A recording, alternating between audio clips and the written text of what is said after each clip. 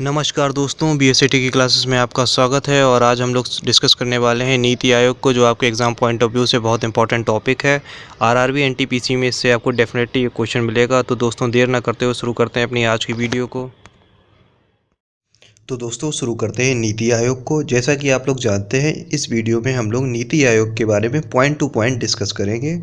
नीति आयोग भारत सरकार द्वारा 1 जनवरी सन 2015 को गठित की गई एक नई संस्था है, जिसे योजना आयोग के स्थान पर बनाया गया है। जैसा कि आप लोग जानते हैं कि पहले हमारे यहाँ संस्था हुआ करती थी योजना आयोग, और उसके स्थान पर अब हम नया ले आए हैं नीति आयोग, जो बना है 1 जनवरी सन 2015 को। ये सन आपको याद रखनी है। और योजना आयोग के स्थान पर जो ये नीति आयोग लाया गया है, इसकी घोषणा नरेंद्र मोदी जी ने कर दी थी 15 अगस्त सन 2014 को लाल किले से अपने संबोधन के दौरान।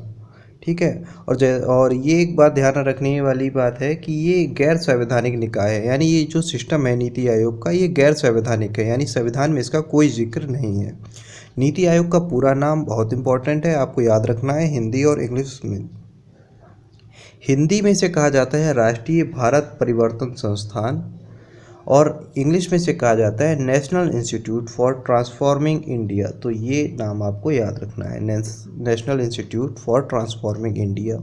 एक बार फिर से हम लोग देख लेते हैं। ये बना था 1 जनवरी सन 2015 को। इसकी घोषणा नरेंद्र मोदी जी ने की थी लाल किले से 15 अगस्त सन 2014 को। और ये कैसा निकाय है? ये गैर संवैधानिक निकाय है, और इसका नाम national institute for transforming India, यानी हिंदी में कहें तो राष्ट्रीय भारत परिवर्तन संस्थान। चलिए अब आगे देखते हैं इसके कुछ इंपॉर्टेंट पॉइंट्स को। नीति आयोग का मुख्यालय दिल्ली में है। भारत सरकार का थिंक टैंक है। थिंक टैंक से मतलब क्या है कि भारत सरकार के लिए जो जितनी भी योजनाएं बनती हैं उसके बारे में सोचने का काम ये नीति आयोग ही करता है, इसीलिए इसे भारत सरकार का थिंक टैंक कहा गया है। क्वेश्चन इस तरीके से भी आ सकता है कि किसे थिंक टैंक कहा जाता है, यानी किस आयोग को थिंक टैंक कहा जाता है, तो ये भी आपको ध्यान रखना है।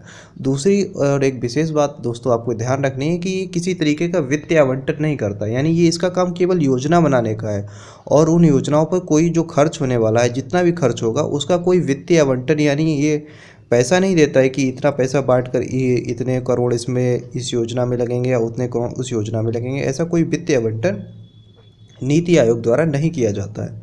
नीति आयोग का जो प्राथमिक कार्य है वो है सामाजिक एवं आर्थिक मुद्दों पर सरकार को सलाह देने का, यानी ये सरकार को सलाह देने का काम करता है, और ताकि सरकार ऐसी योजना का निर्माण कर सके जो लोगों के हित में हो, यानी लोगों के हित में योजना बनाने का और उनकी को सलाह देने का कार्य नीति आयोग का है।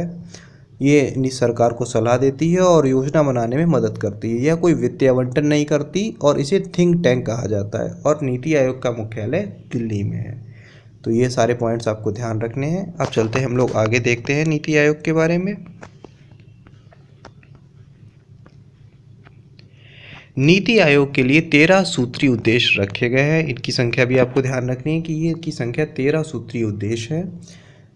और नीति आयोग की जो संरचना होती है ये बहुत इंपॉर्टेंट है, इसे के बारे में आपको ध्यान से देखना है कि कौन कौन लोग होते हैं नीति आयोग के एक सिस्टम में। देखिए, एक होता है अध्यक्ष, फिर एक होता है उपाध्यक्ष, और फिर सीईओ, पूर्णकालिक सदस्य यानी फुल टाइम मेंबर्स, और पदेन सदस्य, और शासी परिषद और विशेष आमंत्रित सदस्य भी शामिल होते हैं।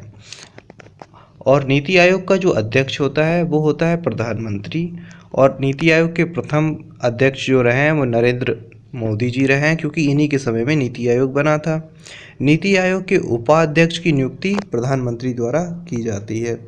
और उपाध्यक्ष को किस मंत्री का दर्जा प्राप्त होता है? तो देखिए, उपाध्यक्ष को कैबिनेट मंत्री के समक्ष दर्जा प्राप्त होता है, यानी जितनी सारी सुविधाएं और जो अधिकार एक कैबिनेट मंत्री के पास होते हैं, उतने ही सारे अधिकार और सुविधाएं नीति आयोग के उपाध्यक्ष के पास भी होते हैं। ठीक है। सीईओ भारत सरकार के सचिव स्तर के अधिकारी होते हैं। देखिए, एक होता है उपाध्यक्ष, जिसके बारे में मैंने आपको बताया कि कैबिनेट मंत्री का दर्जा प्राप्त होता है, और एक सीईओ होता है यानी चीफ एग्जीक्यूटिव ऑफिसर, उसे सचिव स्तर के अधिकारी का दर्जा प्राप्त होता है। यानी वो सारी सुविधाएं जो एक सचिव को मिलती हैं वो वहाँ की नीति आयोग के सीईओ को मिलेंगी, और उतने ही अधिकार एक सीईओ के पास होंगे। और जो इनका कार्यकाल है वो प्रधानमंत्री द्वारा निश्चित किया जाता है। तो एक बार फिर से हम लोग इसे देखेंगे। नीति आयोग के लिए 13 सूत्रीय उद्देश्य रखे गए हैं। संरचना में अध्यक्ष, उपाध्यक्ष, सीईओ, पूर्णकालिक सदस्य और पदेन सदस्य, शासी परिषद और विशेष आमंत्रित सदस्य शामिल हैं। देखिए, विशेष आमंत्रित सदस्य से मतलब ये होता है कि मान लीजिए किसी विशेष योजना का निर्माण हो रहा है, जैसे मान लीजिए खेती से रिलेटेड या कृषि से रिलेटेड कोई योजना है, तो उसके लिए हमें विशेष आमंत्रित सदस्य हो गया। जैसे कृषि का कोई साइंटिस्ट है, हमने उसको बुला लिया, या फिर कोई ऐसा व्यक्ति जो कृषि के बारे में अच्छा जानकार है, तो उसको भी आमंत्रित किया जा सकता है प्रधानमंत्री द्वारा। तो ये कहलाते हैं विशेष आमंत्रित सदस्य। यानी ऐसा समझ लीजिए कि अगर अंतरिक्ष के विषय में कोई जानकार व्यक्ति है या साइंटिस्ट है, तो उसको भी बुला सकते हैं और उसे भी नीति आयोग का सदस्य बनाया जा सकता है। तो ये सदस्य कहलाते हैं विशेष आमंत्रित सदस्य। बाकी का आप लोग जानते हैं कि नीति आयोग का अध्यक्ष प्रधानमंत्री होता है और प्रथम अध्यक्ष हमारे नरेंद्र मोदी जी रहे हैं। उपाध्यक्ष की नियुक्ति भी प्रधानमंत्री द्वारा की जाती है, जिसे कैबिनेट मंत्री का दर्जा प्राप्त है। और नीति आयोग का सीईओ एक सचिव स्तर का अधिकारी होता है, जिसे निश्चित कार्यकाल के लिए प्रधानमंत्री द्वारा नियुक्त किया जाता है। अब चलते हैं आगे। देखिए, नीति आयोग के जो प्रथम सीईओ थे वो थे सिंधु श्री खुलकर। ये नाम आप बहुत इंपॉर्टेंट है, आपको याद रखना है कि नीति आयोग के पहले सीईओ कौन थे। पूर्णकालिक सदस्यों की संख्या 5 होती है, ये भी आपको याद रखना है, जिन्हें राज्य मंत्री के बराबर दर्जा प्राप्त होता है। देखिए, अभी मैंने आपको बताया था जो उपाध्यक्ष होता है उसे कैबिनेट मंत्री का दर्जा प्राप्त होता है, और जो पूर्णकालिक सदस्य होते हैं उन्हें राज्य मंत्री के बराबर दर्जा प्राप्त होता है, और इनकी संख्या 5 होती है। पदेन सदस्य की अधिकतम संख्या 4 होती है, जो प्रधानमंत्री द्वारा नामित होते हैं, यानी इनको प्रधानमंत्री द्वारा नामित किया जाता है। ठीक है। शासी परिषद में कौन कौन लोग आते हैं उसको देख लीजिए। शासी परिषद का मतलब होता है गवर्नर काउंसिल, और इसके अंतर्गत आते हैं सभी राज्यों के मुख्यमंत्री, और जो केंद्र शासित प्रदेशों के राज्यपाल या प्रशासक होते हैं उन्हें शासी परिषद के अंदर रखा जाता है। विशेष आमंत्रित सदस्यों में विशेष क्षेत्रों के विशेषज्ञ होते हैं, जैसे कि विभिन्न विभिन्न क्षेत्रों के लिए योजना बन रही है तो उनके विशेषज्ञों को बुलाया जाता है प्रधानमंत्री जी के द्वारा।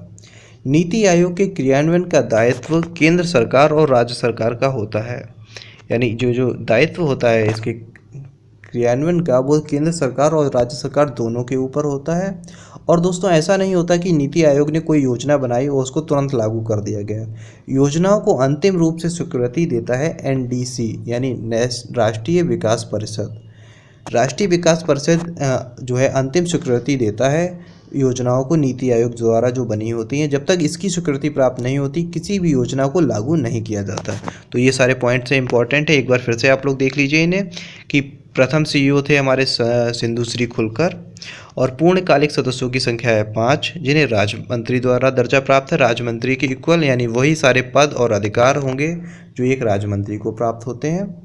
पदेन अध्यक्षों सदस्यों की संख्या है 4, जिन्हें प्रधानमंत्री द्वारा नामित किया जाता है।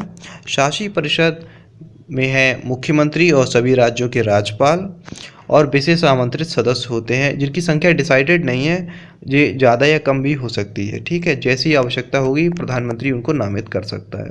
और जो नीति आयोग का दायित्व है क्रियान्वयन का वो केंद्र सरकार और राज्य सरकार दोनों पे होता है, और अंतिम स्वीकृति किसी भी योजना को दी जाती है एनडीसी यानी राष्ट्रीय विकास परिषद द्वारा।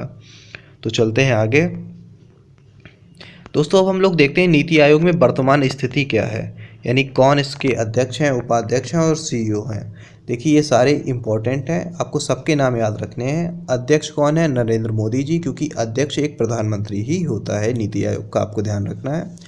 उपाध्यक्ष हैं डॉक्टर राजीव कुमार, और सीईओ हैं अमिताभ कांत। देखिए, पहले सीईओ थे सिंधु श्री खुलकर, और इस समय जो सीईओ हैं वो हैं अमिताभ कांत।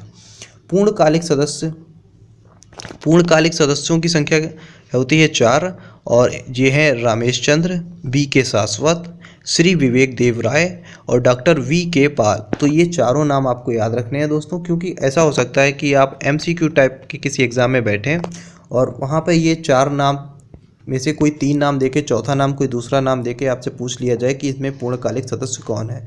तो जितने भी नाम इस आप देख रहे हैं स्क्रीन पे, ये सारे नाम आपको ध्यान रखने हैं, अध्यक्ष, उपाध्यक्ष, सीईओ और पूर्णकालिक सदस्यों के।